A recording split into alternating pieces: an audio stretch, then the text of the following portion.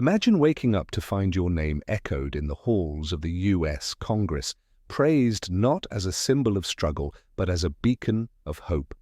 This is exactly what happened to Ibrahim Traoré.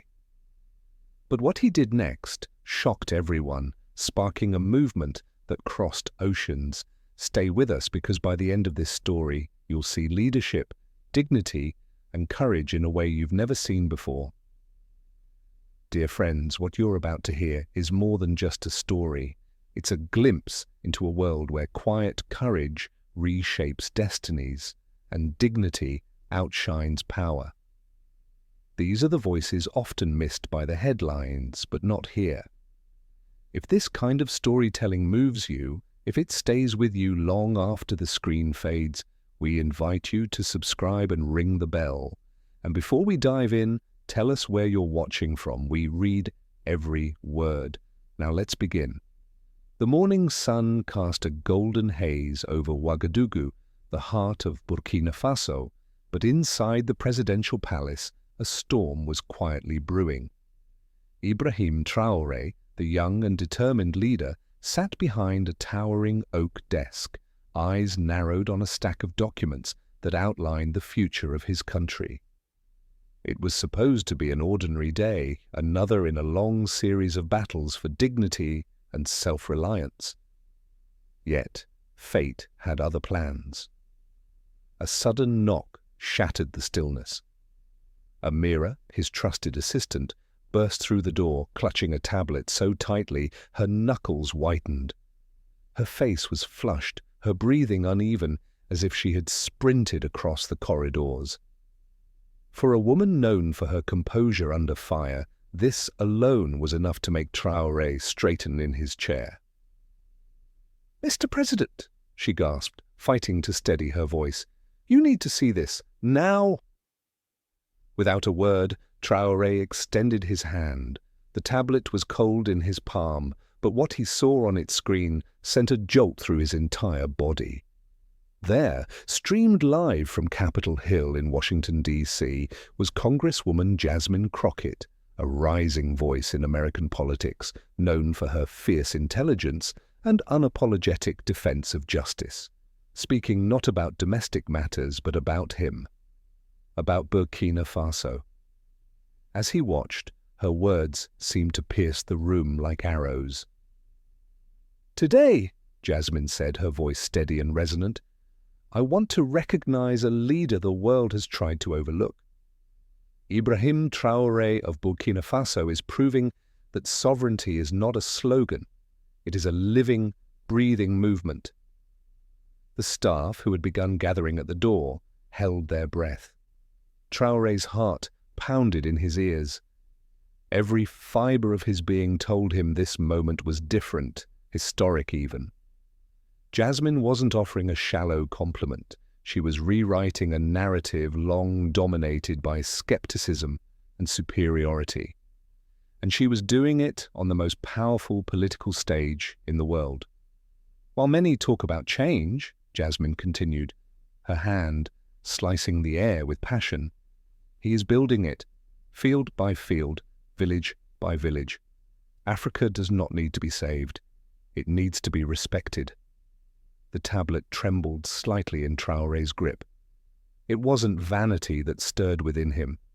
It was the raw, overwhelming realization that someone, somewhere, truly understood the fight they were waging. His fight. He lowered the device slowly, the magnitude of the moment settling heavily on his shoulders. In the span of a few minutes, everything had shifted. This wasn't just recognition, it was validation. A spark had been lit, one that would either ignite a revolution of perception or burn down the fragile hopes so painstakingly built. And for the first time in a long time, Ibrahim Traoré allowed himself a brief, electric thought. The world is finally watching, but what would he do next? The answer, unknown to all, would define the future, not only for Burkina Faso, but perhaps for Africa itself. And it would all begin with what he chose to say next. Thousands of miles away from the dusty streets of Ouagadougou, the United States capital was abuzz with the usual urgency of political maneuvering. Yet on this day, in a setting where few had the courage to look beyond their borders, Jasmine Crockett rose to the podium with a conviction that silenced even the most distracted lawmakers. Standing tall in a sea of polished suits and prepared sound bites, she held a single sheet of paper, though her voice needed no crutch. When she spoke, it wasn't with the cautious detachment of a politician safeguarding her career. It was the voice of a witness compelled by truth, daring enough to challenge the foundation of long-held assumptions. She began by painting a picture of a continent often misunderstood.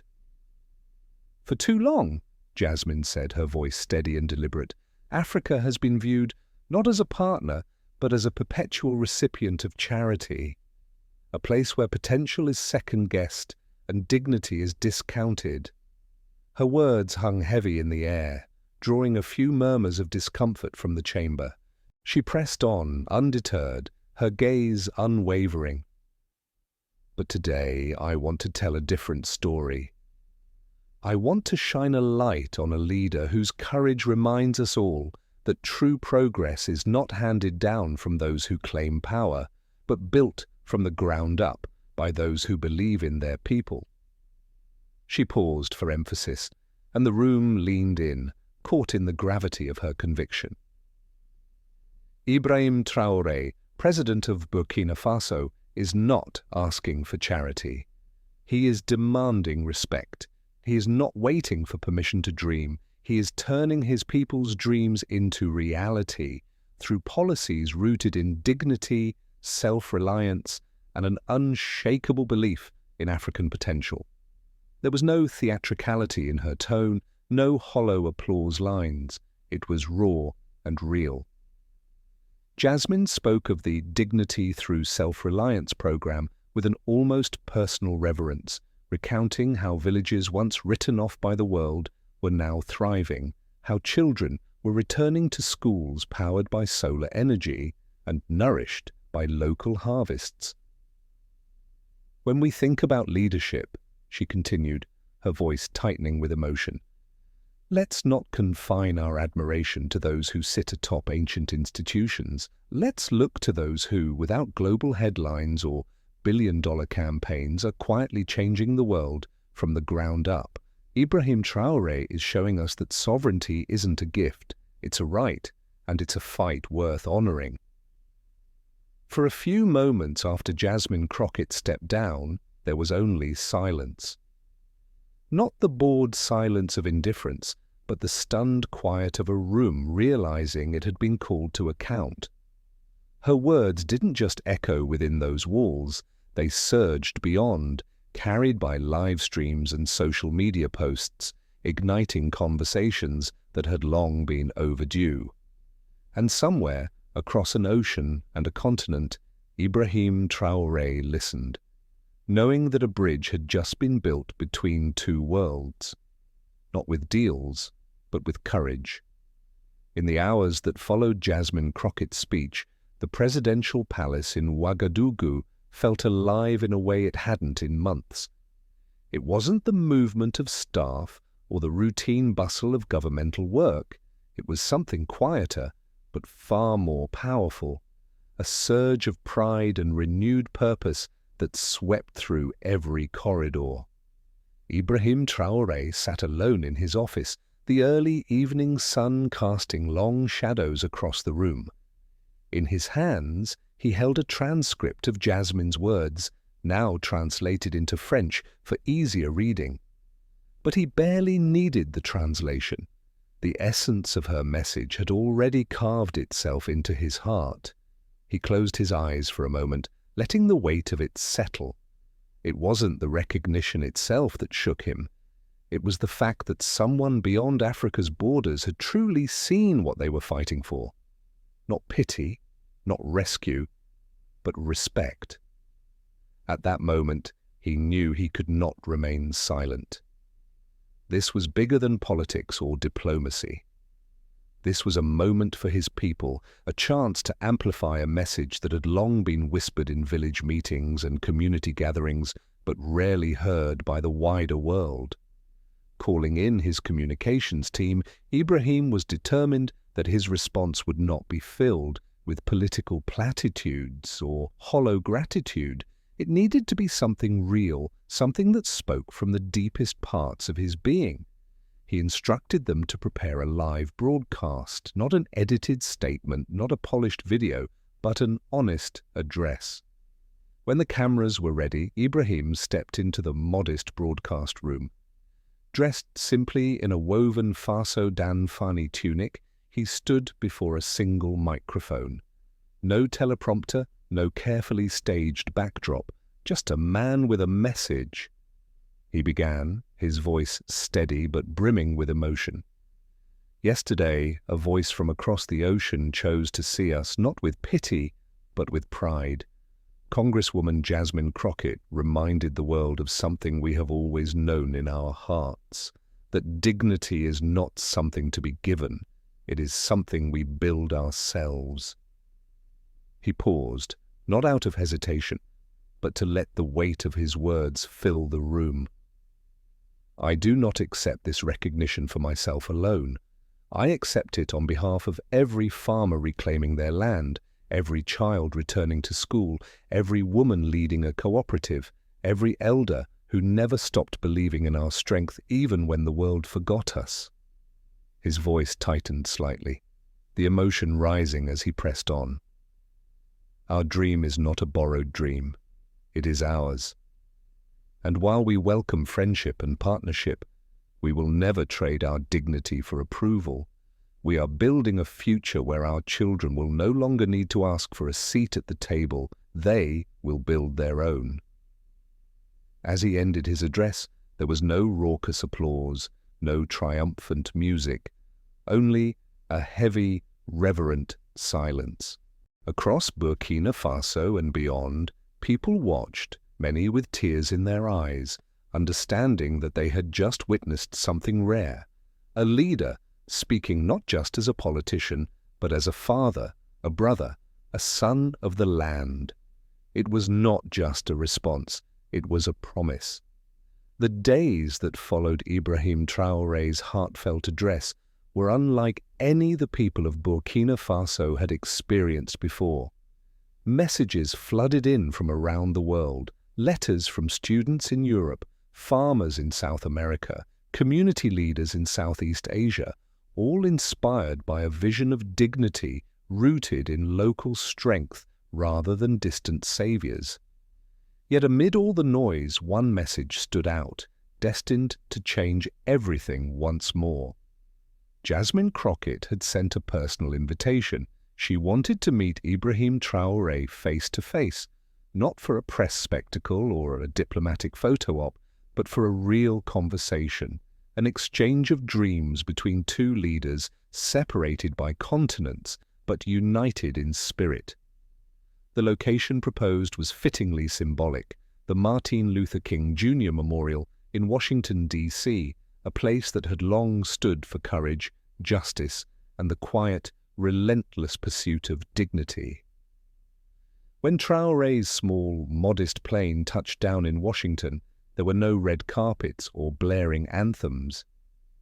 Just a crisp autumn morning and a small group of staff members from Jasmine's team waiting with warm smiles and open hearts.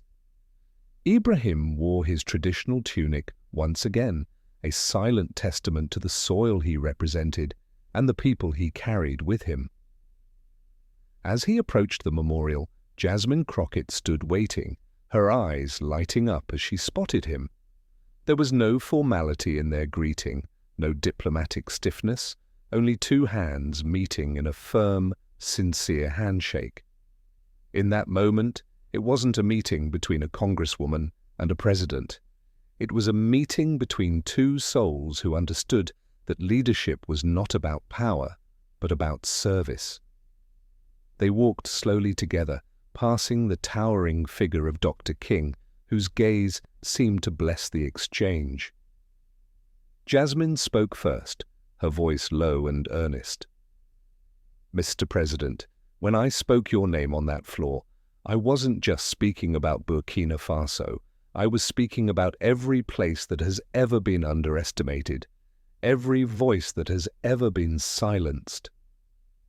Traoré listened intently, feeling the weight and beauty of her words. When he answered, it was with the same clarity that had made him a symbol of hope for millions.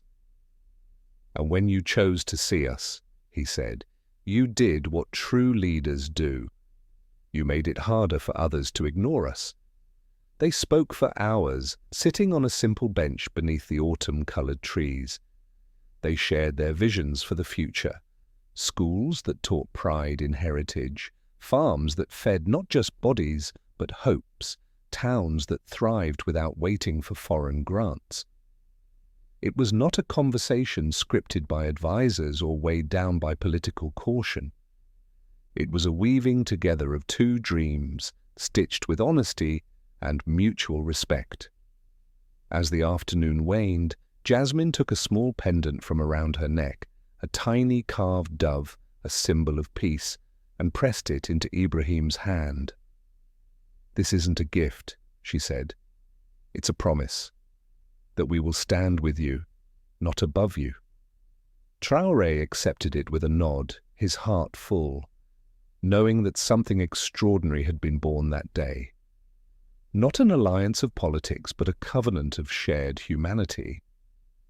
The world may not have seen the details of their meeting, but its impact would soon ripple far beyond that quiet morning in Washington. When Ibrahim Traoré returned to Burkina Faso, the atmosphere across the nation felt different. There was a new electricity in the air, a sharpened sense of possibility that seemed to hum through the streets of Ouagadougou and ripple outward into the villages and fields. His meeting with Jasmine Crockett had not just been a gesture of goodwill. It had laid the foundation for a new way forward, a new story that Burkina Faso, and indeed all of Africa, could claim as their own. Traoré knew that the real work was only just beginning. Praise, however heartfelt, was fleeting. True transformation demanded consistency, vision, and an unwavering commitment to principles even when the spotlight faded. At the first council meeting after his return, Ibrahim gathered his ministers and advisors not in the grand hall of the presidential palace, but in a simple, open-air courtyard where children often played during recess hours. He wanted them to remember with every breath whom they served. "We cannot build a future based on applause," he told them, his voice steady. "We must build it with our hands, our hearts, and our humility. We must build it for those who cannot stand on grand stages or travel across oceans, but who wake up every day with hope burning quietly in their chests." Inspired by the conversation he had with Jasmine, Traoré launched a sweeping initiative called Roots of Resilience. It was designed not just to expand sustainable farming and education, but to foster local innovation in every corner of the country. He challenged universities to create new curricula focused on self-reliance. He funded small village cooperatives to design their own solutions to water scarcity, healthcare, and infrastructure. He even opened government grants for artists and storytellers, knowing that reclaiming narrative was as crucial as rebuilding fields and roads. Around the world, journalists who had once dismissed Burkina Faso as a forgotten country now began to write a different story. Headlines spoke not of charity or crisis, but of creativity, courage, and change. Jasmine Crockett continued to be an unwavering advocate from afar, pushing for new frameworks in international policy that respected the sovereignty of emerging nations rather than subjugating them to dependency. In the rural town of Banfora, a teenage girl named Amira, inspired by the Roots of Resilience program, built a prototype solar-powered water purifier with scraps from an abandoned market. Her invention soon spread to nearby villages, cutting disease rates dramatically. When asked Who inspired her? She didn't hesitate. President Traoré, she said simply. He made me believe that we are enough, that our ideas are powerful. As Ibrahim Traoré stood one evening overlooking the dusty plains outside Ouagadougou, he realized that the dream was no longer his alone. It lived in the hands of farmers, teachers, builders, and children who now dared to believe in their own strength. The compliments, the international recognition, they had been sparks, but the true fire, the one that would carry Burkina Faso into a future crafted by its own people, was burning brightly now, impossible to extinguish. In the quiet dusk, Traoré whispered a silent vow to the wind: Burkina Faso will not just survive, it will lead. The story of Ibrahim Traoré's journey, sparked by an unexpected recognition from Congresswoman Jasmine Crockett, is one of profound transformation, not just for a man or a nation, but for the very way we think about dignity, sovereignty, and leadership. What began as a quiet morning in the heart of Ouagadougou became a catalyst for a movement that rippled across borders, inspiring millions. Traoré's reaction to Jasmine's praise wasn't self-congratulatory. Instead, it deepened his commitment to his people, to the principles of self-reliance, and to the unshakable belief that Africa does not need to be saved, it needs to be respected. His response was not about political posturing, it was about reaffirming that true leadership is rooted in service, humility, and vision. Through the establishment of initiatives like Roots of Resilience, Traoré shifted the national conversation. He didn't allow the narrative to be shaped by foreign opinions or fleeting admiration. Instead, he built a sustainable, community-driven movement where innovation, education, and cultural pride flourished. Young people like Amira in Banfora became living proof that the seeds he planted could grow into powerful forces of change. The meeting between Traoré and Jasmine Crockett was more than symbolic. It was a rare and powerful convergence of values across oceans, bridging different worlds through a shared respect for human dignity. It showed the world that when leaders listen, when they choose to collaborate with humility and courage, extraordinary things happen. Today, Burkina Faso stands not only as a testament to resilience, but as a beacon for all nations striving to reclaim their own narratives. It reminds us that real strength is found not in dependency or domination, but in communities working together, believing in their collective power to shape a better future. The lesson we can all draw from Ibrahim Traoré's story is simple yet profound. True change begins with belief. Belief in ourselves, belief in our communities, and belief that even the smallest act of dignity can ripple outward to create monumental shifts. In a world often obsessed with quick fixes and external validation, Traoré teaches us the importance of patience, authenticity, and integrity. In your own life, this means refusing to let others define your worth. It means building from within, trusting your instincts, and lifting up those around you. Whether you're leading a company, a classroom, or simply striving to lead yourself toward a better version of your own future, the principles that guided Ibrahim Traoré can guide you too. If this story inspired you, even just a little, imagine what other stories and lessons we can discover together. Don't forget to hit the subscribe button and support our channel. Your encouragement gives us the strength to continue bringing you powerful, uplifting narratives from around the world. Stay tuned, because the next story might just change your life.